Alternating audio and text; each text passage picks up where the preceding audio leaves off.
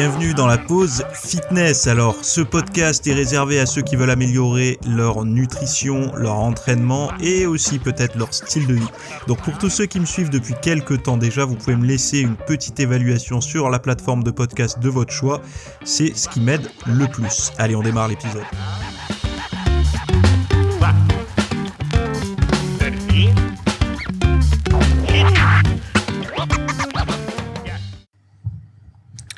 Salut à tous, j'espère que vous allez bien. Nouvel épisode aujourd'hui.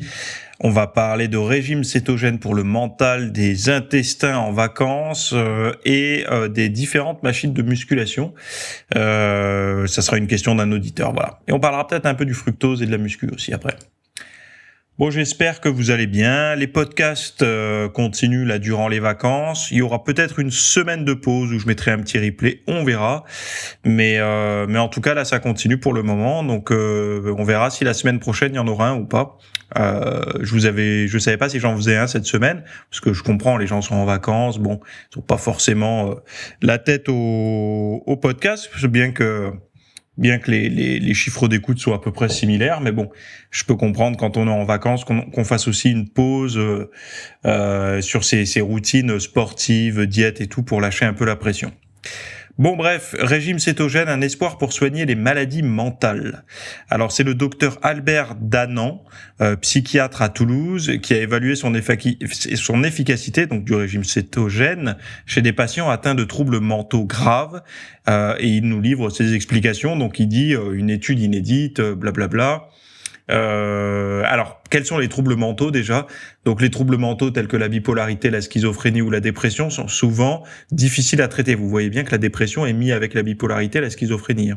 Donc, ce qui est bien, c'est que de plus en plus, déjà, on commence à voir que la dépression est greffée à une vraie pathologie reconnue, quoi. C'est plus genre le trouble de l'humeur, quoi.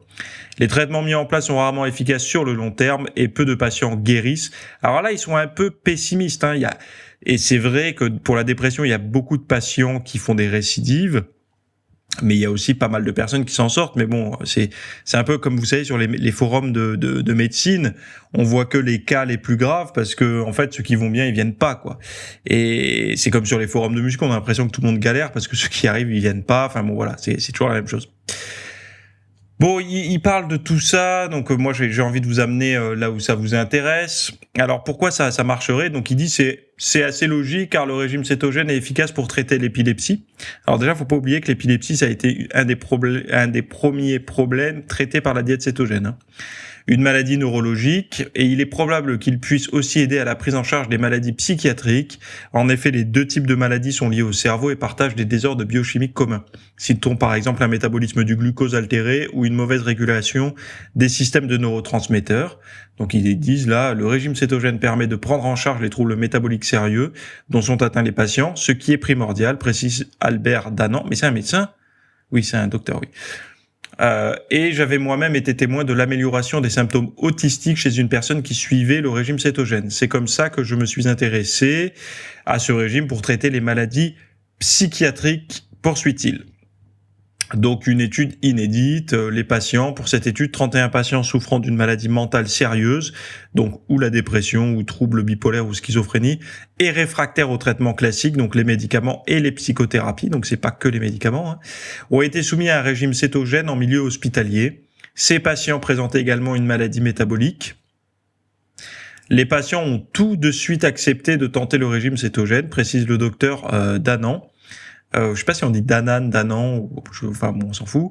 Ce sera à lui de nous le dire s'il nous écoute. La relation de confiance qu'il a établie avec eux au fil des années a vraisemblablement aidé. Bon, après ils disent combien de glucides, etc. Mais bon, le régime cétogène, c'est pas la question là. Là, il parle d'une nette amélioration des symptômes. Sur les 31 patients, seuls 3 ne sont pas allés au bout de l'intervention. Chez les 28 autres, les chercheurs ont noté une amélioration significative de l'humeur, des symptômes dépressifs ou psychotiques, généralement dans les 3 semaines après le début du régime cétogène. Ce qui est plutôt pas mal parce que les médicaments, ils disaient, je sais plus où, que ça mettait 4 à 6 ou 8 semaines à agir selon les personnes. Donc là, déjà, on a 3 semaines après le début du régime cétogène, ce qui est bien. Parallèlement, plusieurs marqueurs de santé métabolique se sont améliorés. Perte de poids, diminution de la tension artérielle, de la glycémie et des triglycérides. Le régime cétogène a amélioré le statut métabolique des patients, mais j'ai aussi observé une diminution de leurs symptômes psychiatriques, comme les hallucinations par exemple. Enfin, le régime cétogène a permis à 64% des patients de quitter l'hôpital avec moins de médicaments et à 43% d'entre eux d'obtenir une rémission clinique. Donc ça veut dire que la majorité sont partis de l'hôpital avec des médocs, mais bon, ils ont quand même pu quitter l'hôpital, et 43% obtenir une rémission clinique, donc j'imagine absence de symptômes cliniquement vérifiables, quoi. Globalement, juste après l'hospitalisation, un patient sur deux a continué le régime cétogène. Aujourd'hui, environ un tiers des patients continuent à avoir des habitudes nutritionnelles considérablement différentes de celles qu'ils avaient avant l'étude. C'est vrai que très souvent, en fait, quand on voit, vous savez, quand on parle de dépression, très souvent, dépression peut mener au surpoids, peut mener à la baisse de la testostérone, peut mener à des problèmes métaboliques, etc. Et c'est vrai que qui dit dépression dit peut-être à long terme obésité, qui mènera probablement à de l'hypertension ou du diabète de type 2, etc., etc. Et là, en fait, on voit que je comprends pas pourquoi toujours elle est attaquée autant, cette diète, en fait, cette approche alimentaire. On est vraiment en ce moment dans un monde, j'en parle souvent parce que je regarde pas mal de documentaires, là, durant l'été, j'ai un peu plus de temps, donc je regarde des documentaires, et on voit à quel point tout l'entourage, tout le monde, alors que ce soit les proches, que ce soit les médias, tout le monde essaye d'équilibrer notre nutrition à base de sucrés, de produits plaisir et tout, comme si on pouvait être carencé en mauvais produits, en produits transformés et tout. Et c'est vrai que le régime cétogène, enfin, si on regarde la liste des ingrédients dans les plats transformés et tout, et qu'on dit à une personne un régime cétogène versus un régime moderne, là, vous savez, à base de petits déjeuners sucrés, céréales, de pâtes à tartiner au goûter, de croissants et tout. Et en fait, si vous voulez, si on dit lequel est le plus dangereux, il y a plein de gens qui vont dire mais c'est le cétogène parce qu'il y a plus du tout de glucides et tout. Et l'autre, c'est vu que tout le monde le fait et les gens meurent pas tout de suite, ça va. Meurent pas tout de suite, vous entendez la précision que je viens de mettre. Hein.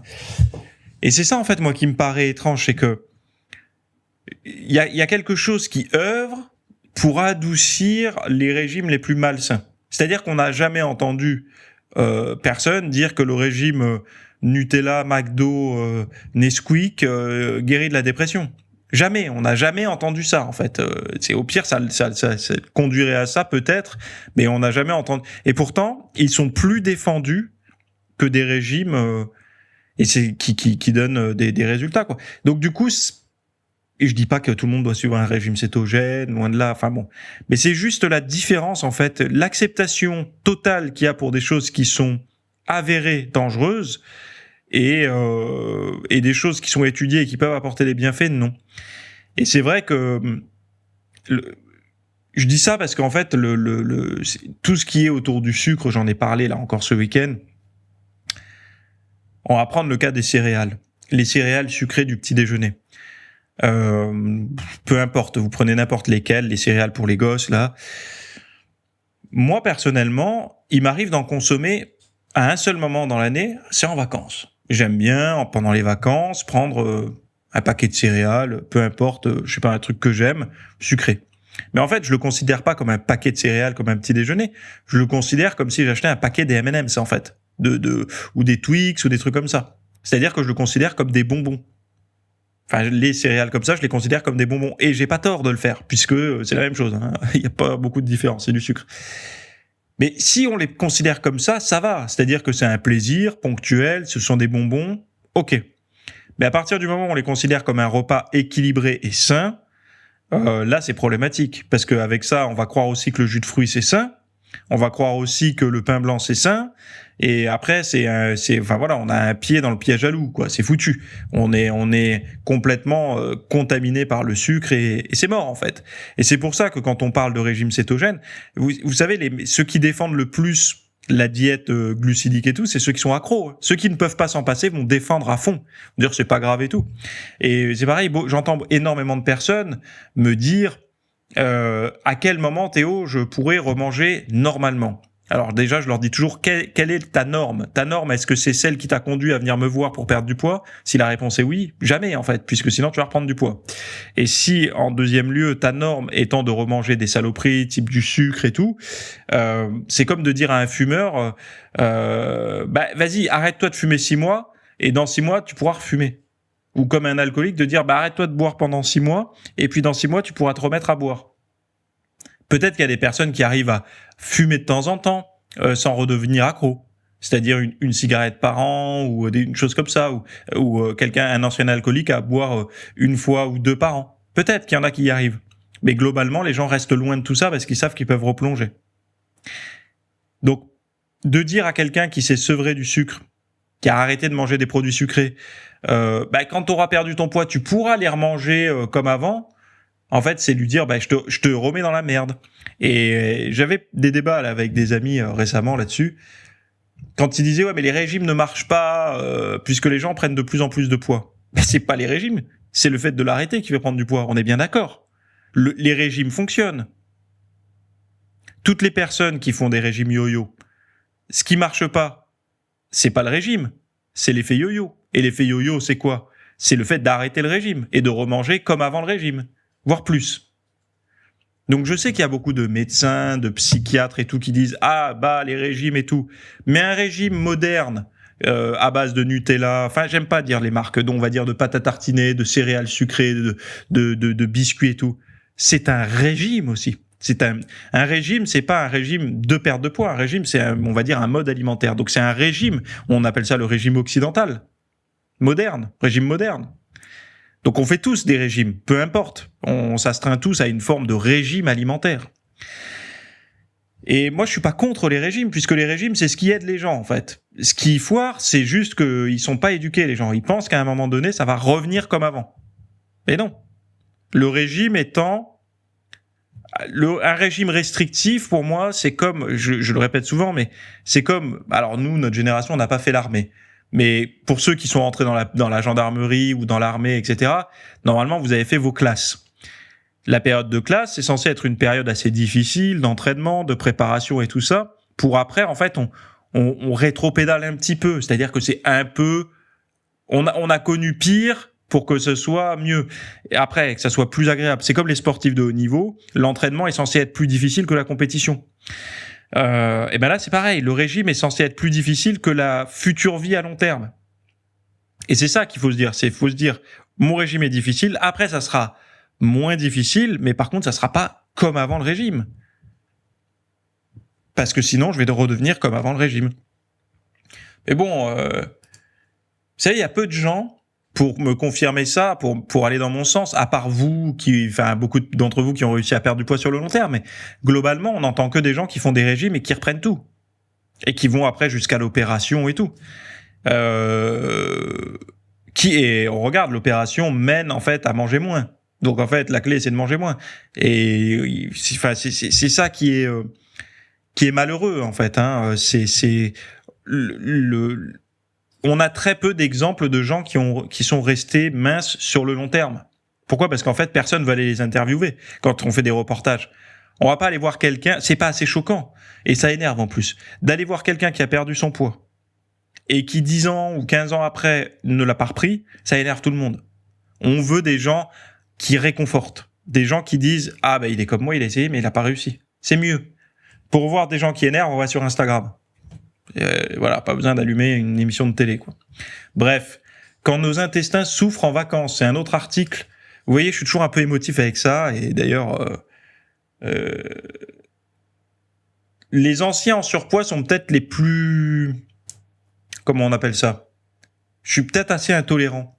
Parce qu'en fait, on peut pas me la faire à l'envers.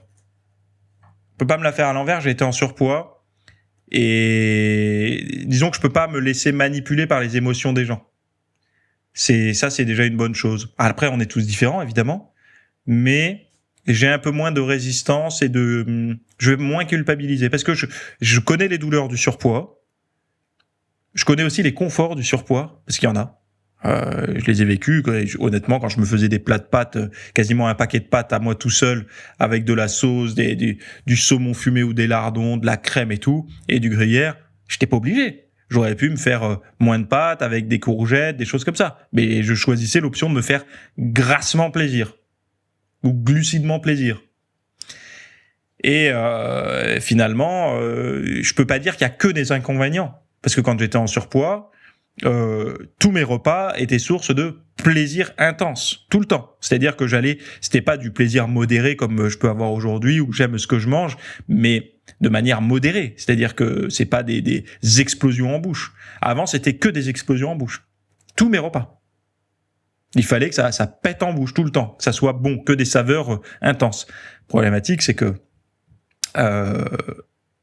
le prix à payer pour ça, c'est d'avoir une apparence qui nous convient pas, voilà, et qui nous bride dans la vie de tous les jours. Il faut encore dire les choses telles qu'elles sont. Au niveau vie de couple, vie de couple, je parle même pas du couple, mais de rencontrer, on va dire déjà, et ensuite parce que vous savez et ça c'est pareil, c'est politiquement incorrect de dire ça, mais une personne en surpoids, admettons vous êtes en surpoids, vous qui m'écoutez, mais je pense pas. En règle générale, c'est assez rare que les gens m'écoutent. Mais bon, vous avez du surpoids. Quand je parle du surpoids, c'est surpoids plus, hein, pas un petit surpoids comme ça, quelques kilos de Covid ou quoi. Un fort surpoids. On peut pas s'empêcher de se dire, quand on est en surpoids et qu'on est en couple, de se dire, est-ce que si j'avais la forme, j'aurais trouvé mieux?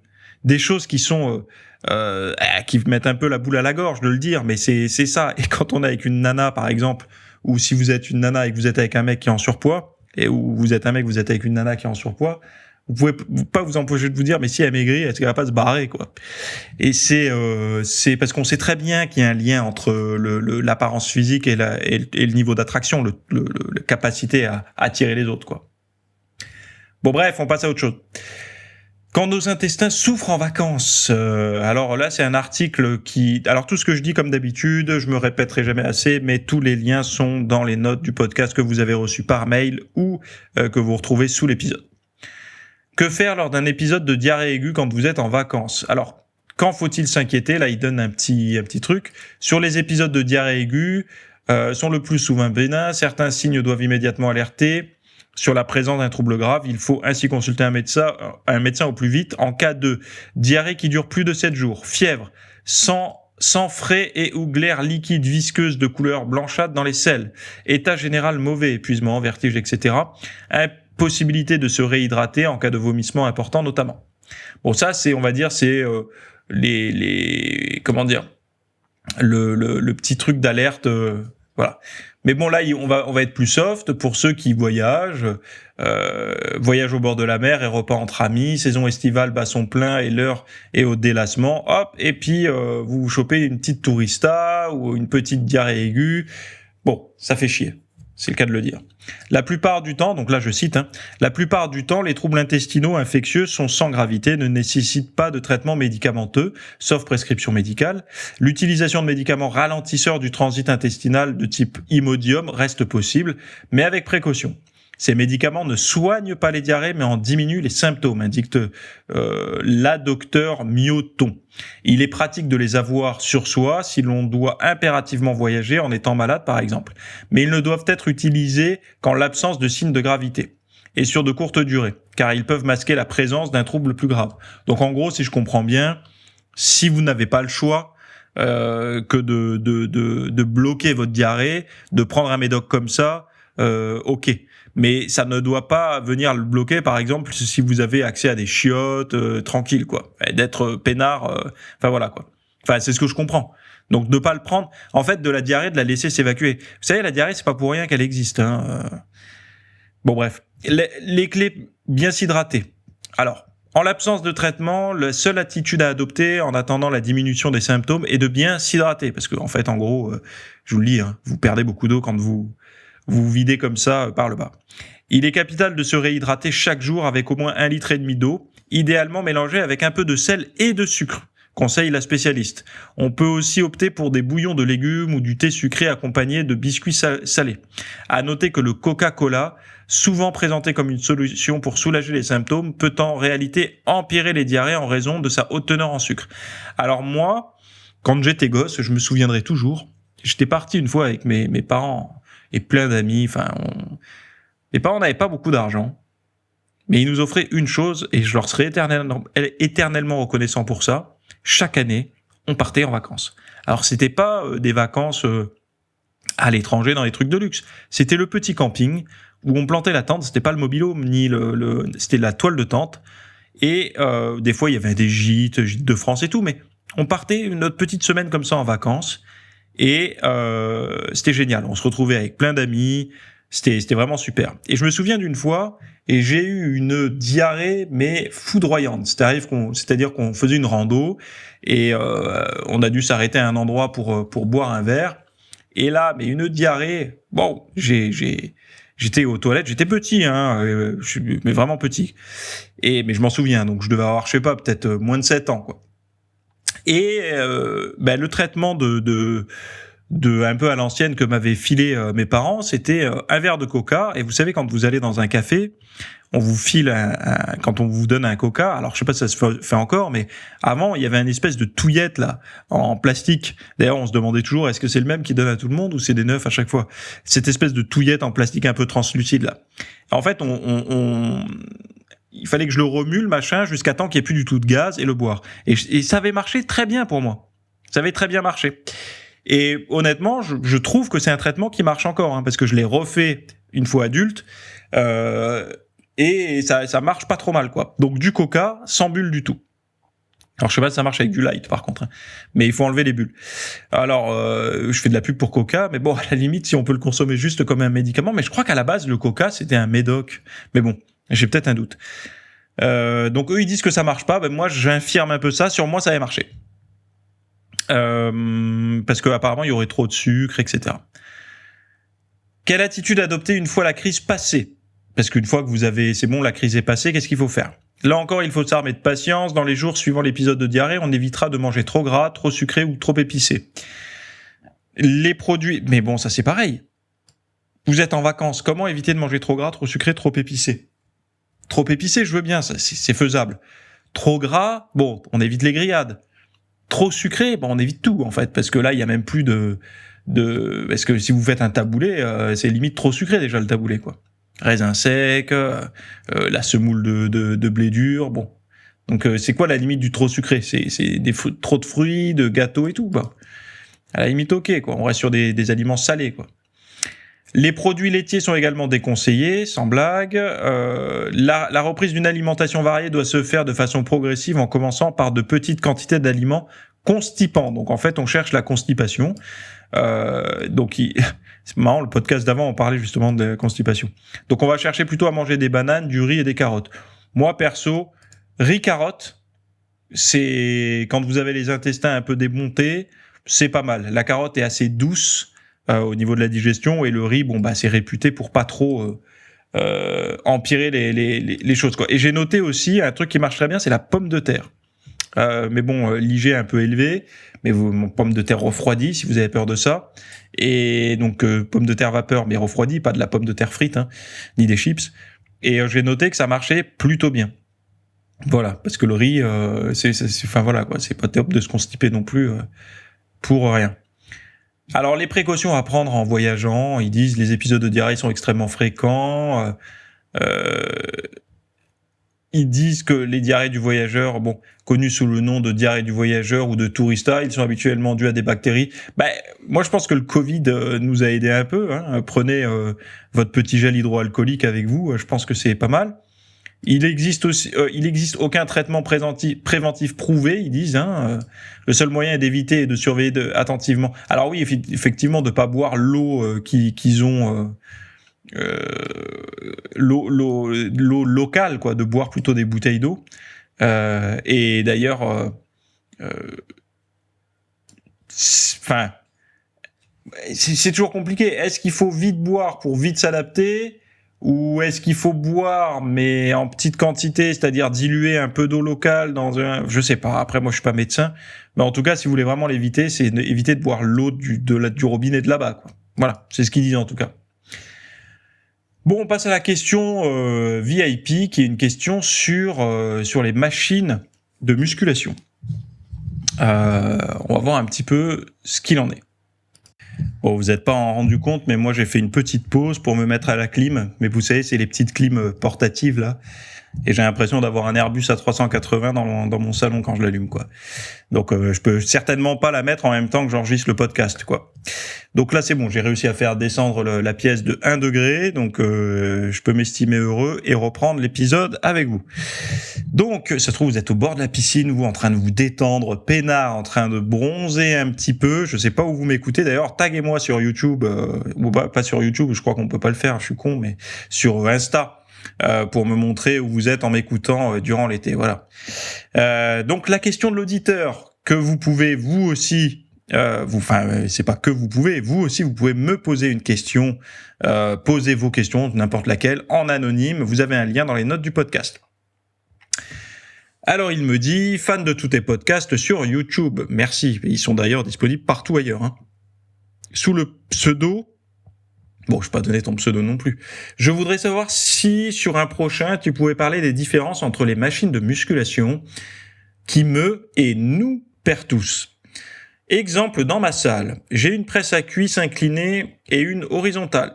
Bon, déjà, la presse à cuisse inclinée et la presse à cuisse horizontale, la différence que tu vas avoir, ça va être au niveau des sensations, mais également au niveau de la résistance. C'est-à-dire que quand tu fais tu regarderas ta presse à cuisse normalement, celle dont tu parles, la horizontale. Alors je sais pas si c'est une horizontale ou c'est toi avec le chariot qui bouge, c'est-à-dire que c'est toi qui es sur un chariot et qui bouge, ou si c'est toi qui es fixe et tu as la presse qui bouge.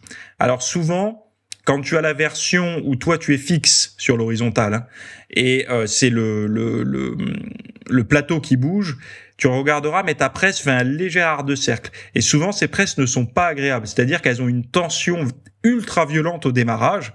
Et d'ailleurs, tu pars d'en bas. C'est des presses où tu démarres d'en bas. Et c'est pas top. Ça, franchement, la problématique avec ces presses-là, c'est que tu pourras jamais mettre des supercharges lourdes parce qu'en fait, tu démarres à froid, hyper plié, quoi. Donc, c'est pas agréable. Par contre, je les trouve assez intéressantes pour faire les mollets, ce genre de presse. La presse à cuisse inclinée, le gros avantage, c'est que tu pars en position où tu as le maximum de force, c'est-à-dire en haut. Et donc, du coup, tu auras, dès la première répétition, pas mal d'énergie élastique. Souvent, en plus, tu es beaucoup plus stable. Dans le siège, souvent, le fait d'être un peu semi-allongé, tu as aussi plus de réglages de mémoire sur ces machines. Alors moi, je vais plus en salle, mais de la presse, j'en ai fait pendant des années. Tu as beaucoup plus de réglages de siège, souvent de position de siège sur les presses inclinées que sur les presses horizontales. Après, les presses... que ça soit le chariot qui bouge ou le plateau qui bouge en horizontal, la grosse problématique, c'est que le point de départ, c'est très souvent et quasiment tout le temps la position d'étirement. Donc ça déjà, ça pose problème, quoi. C'est un peu des presses bas de gamme, quoi. Alors par contre, ce que tu peux faire sur des presses horizontales comme ça, parce que c'est toujours pareil, selon l'angle du siège, en fait, c'est ce qui va dépendre de le recrutement, par exemple, de tes quadriceps, c'est l'angle du plateau, l'angle du siège, en fait, comment ton corps va être placé par rapport à tes pieds, etc. Tu vois bien que sur une presse inclinée, quand tu mets tes pieds hauts sur le plateau ou tes pieds bas sur le plateau, tu n'as plus la même amplitude. Je te parle d'une amplitude avec toujours l'intégralité du pied plaqué sur le plateau. Si tu mets tes pieds tout en bas du plateau, tu te rends compte qu'il y a un moment donné où tes talons vont se lever. Selon ta souplesse de cheville, et donc du coup certes tu vas mieux taper sur tes quadris, mais tu auras une amplitude un petit peu réduite, sinon tu es obligé de lever les talons et c'est pas terrible, quoi. Et à l'inverse, si tu mets tes pieds assez haut sur le plateau, tu vas pouvoir descendre quasiment avec les genoux qui vont te toucher le menton sans trop de problèmes, enfin plutôt les oreilles. Après, tu auras des différences de recrutement, mais comme je te dis, l'horizontale, elle aura cette problématique de démarrage en position en fait, c'est la position la plus dangereuse là où tu démarres. Donc, au niveau des poids, c'est compliqué. Par contre, ce que tu peux faire sur les horizontales, ce que moi je faisais, c'est que tu mets une charge intéressante, tu démarres à 2 jambes, donc tu la lances à 2 jambes, donc là, t'es pas non plus sur un maxi, et après, tu fais de l'unilatéral. C'est-à-dire que tu tu la lances à 2 jambes et après tu fais tout à une jambe. Là, ça peut se faire parce que du coup, le poids à une jambe n'est pas le même maxi qu'à 2 jambes, donc il y a moins de risque de blessure au démarrage, quoi. Après, tu me dis, j'ai une machine à pec Technogym avec une poignée vers le haut, une autre vers le bas, et bon. En fait, tes machines à pec Technogym, là, si c'est les grosses jaunes, ah non, une machine à pec avec une poignée vers le haut et une poignée vers le bas. Bon, si c'est celle que je vois, donc parce que je les connais ces machines Technogym, il y en avait dans une des salles où je suis allé. Donc c'est un espèce d'hybride butterfly développé. Donc en fait c'est un espèce de développé convergent. Donc cette machine-là, je vois les poignées. Donc ça c'est toujours pareil. Il faut que tu regardes ta position de départ et ta position de fin. C'est-à-dire que plus tu vas, en général la poignée du haut, donc celle qui se termine, quand tu vas terminer la course, il y en a une où tu as les mains qui sont moins rapprochées que les autres. C'est ça qu'il faut que tu regardes. C'est-à-dire que, par exemple, on le sait aujourd'hui, que les fibres musculaires ont tendance à... Si tu ne vas jamais si par exemple tu veux développer ton milieu de pec, tu auras plus de chances de le faire si tu fais du convergent et que tu vas bien chercher jusqu'au bout la contraction que si tu fais du développé couché à la barre. Alors qu'avant, on disait, peu importe, les pecs, les fibres, c'est pareil, elles se contractent pareil partout, ce qui est faux. Aujourd'hui, on sait que c'est pas comme ça que ça se passe.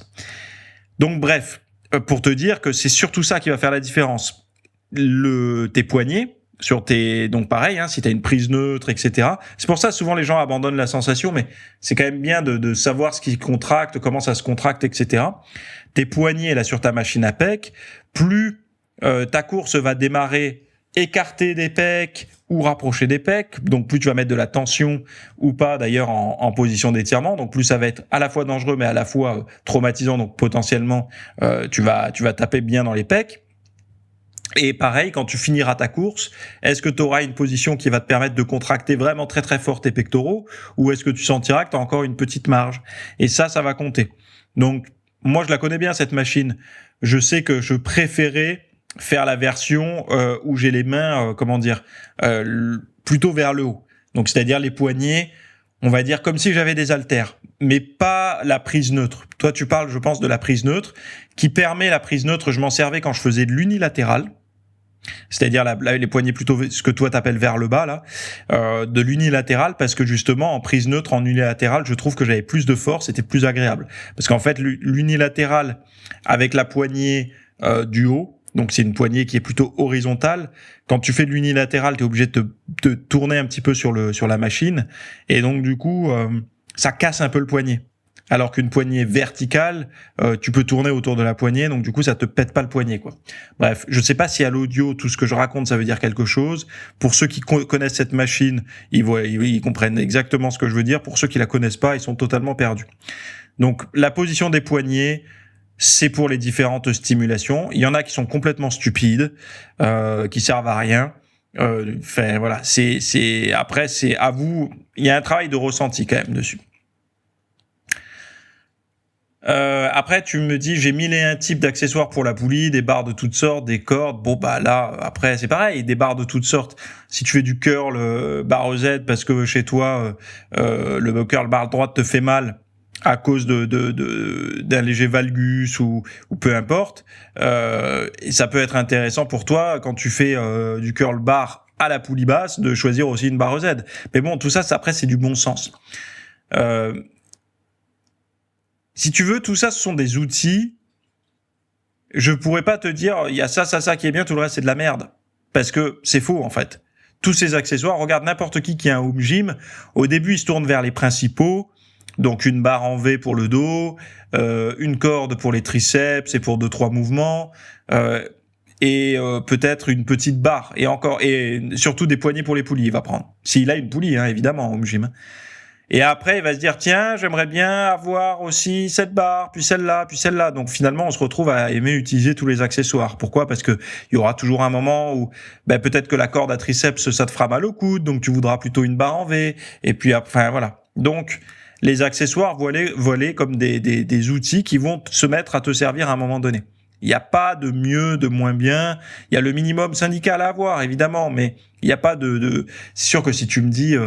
je sais pas moi, la corde unique là, parce que j'ai vu que maintenant on peut acheter les cordes à triceps, là vous savez, des petits bouts de corde juste pour faire de l'unilatéral.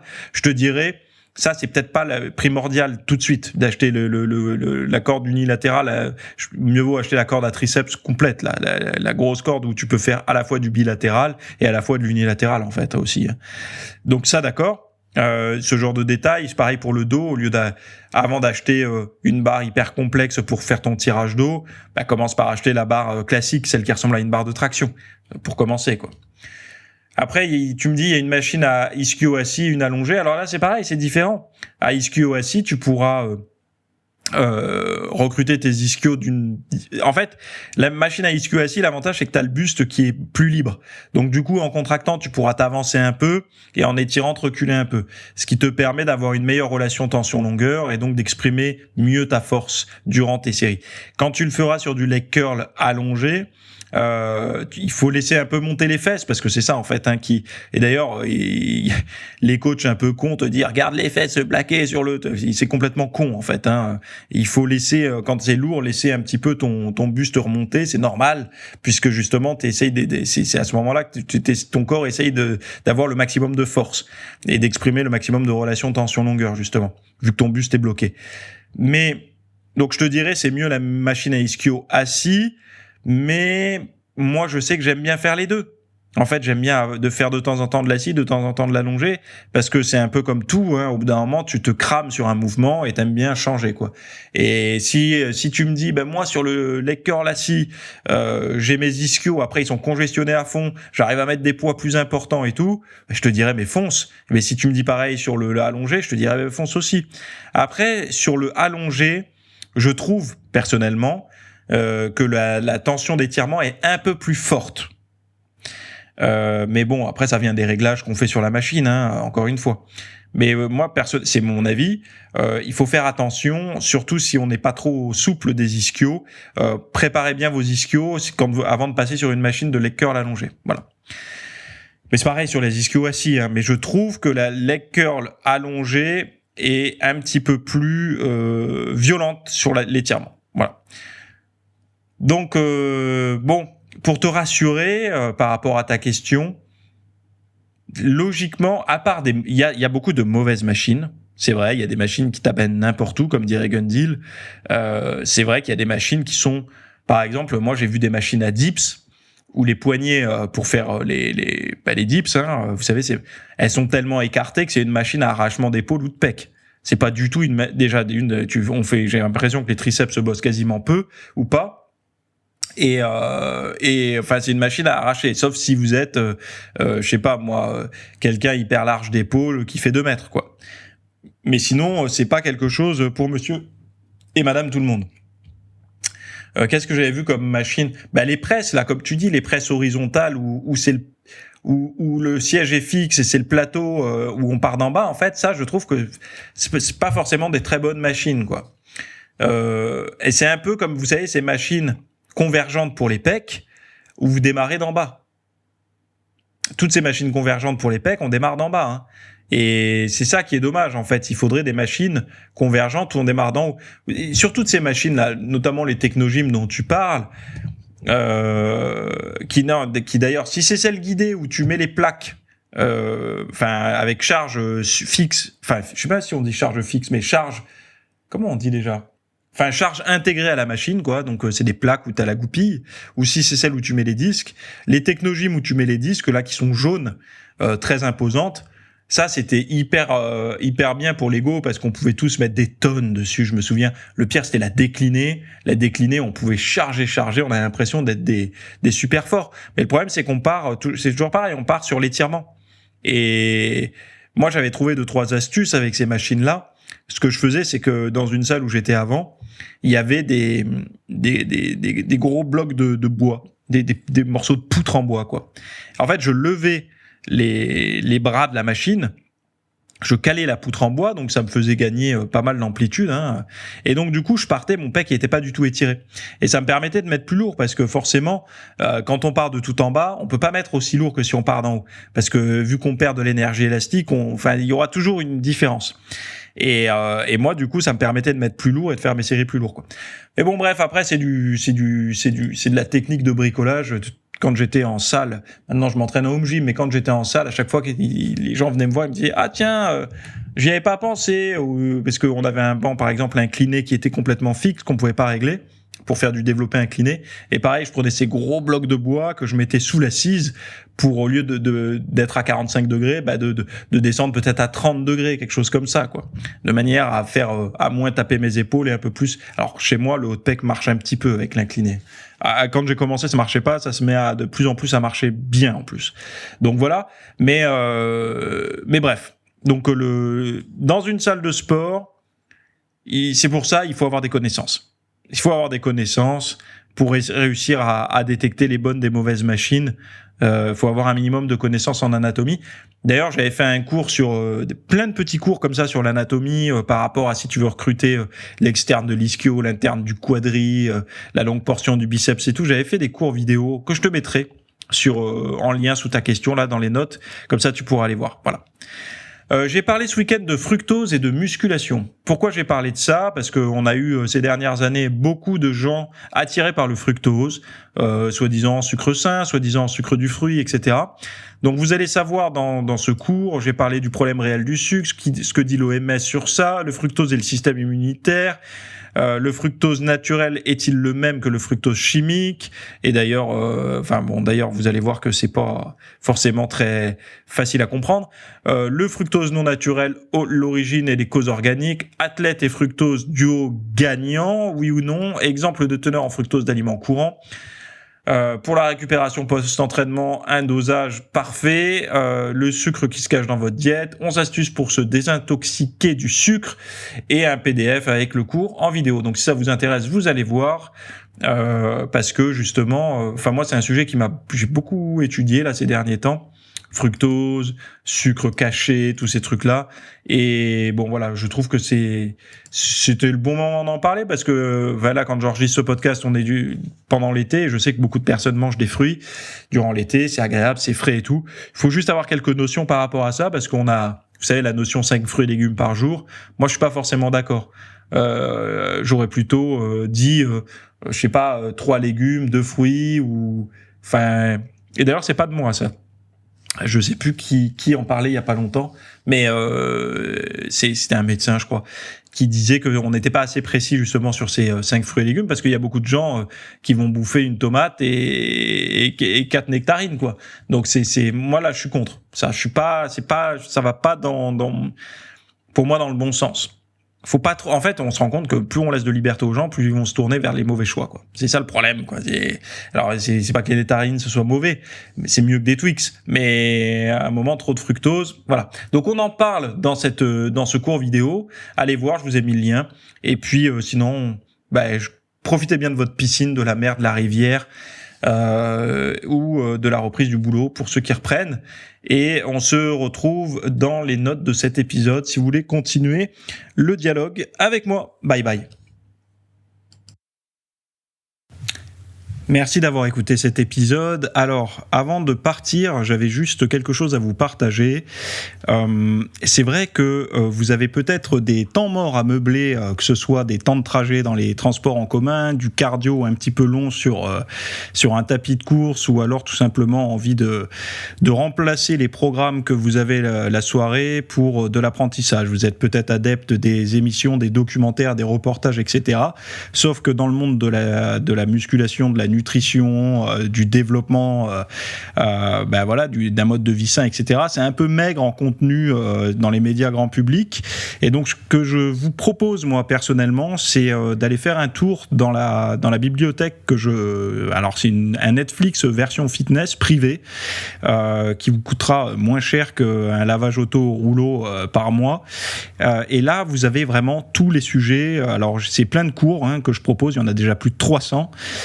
ce sont voilà, sur le sommeil, sur les hormones, sur la nutrition. Donc ça peut être pourquoi on a faim, pourquoi on n'arrive pas à tenir un régime, comment faire, quelles sont les solutions, mais aussi d'anatomie pour l'entraînement, des programmes d'entraînement. Donc tout ce qui est lié à la perte de graisse, si vous avez du gras sur le bas du ventre depuis des années, ou alors si vous avez du mal à prendre de la masse musculaire, tous ces sujets du plus connu, entre guillemets, du plus recherché au plus pointu, tous ces sujets sont largement abordés dans cet espace VIP.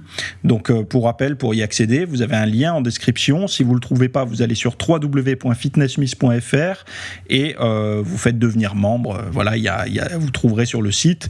Et vous accédez à ce contenu caché que vous pourrez écouter partout. Voilà, je vous laisse ici. Très bonne fin de journée à tous.